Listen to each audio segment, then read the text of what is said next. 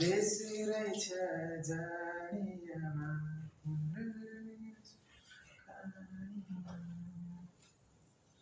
परदेशमा पैसा कमाउन पनि निकै गाह्रो रहेछ।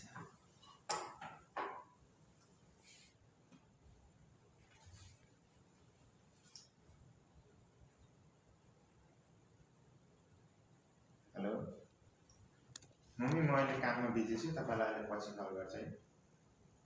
अहिले म एकैछिनमा कल गरिहाल्छु तपाईँलाई। 8:30 भए म तपाईँलाई 8:40 सम्म कल गर्छु है। हुन्छ हुन्छ, म पछि कल गर्छु।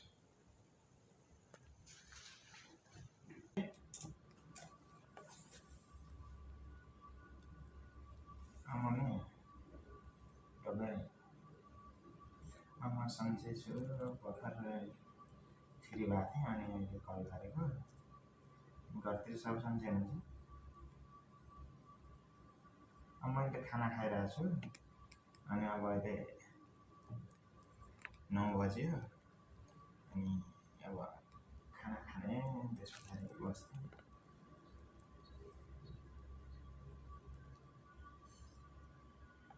हुन्छ, म राख्छु है,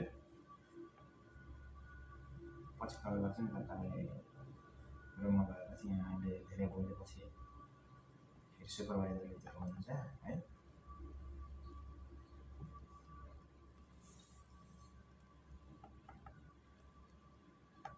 कति दिन यसरी झुठो बोले।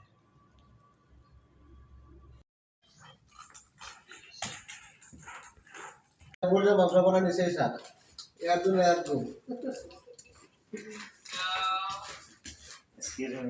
यस हमारा सैलरी कब आएगा? सैलरी आएगा तो काम करो, बराबर काम करो, सैलरी मिल जाएगा। नहीं, हमारे पास खाने का पैसा नहीं। खाना का पैसा ले तेरा ऑफिस में बात करेगा, फिर तुमको बताएगा। तेरा सब्र करो।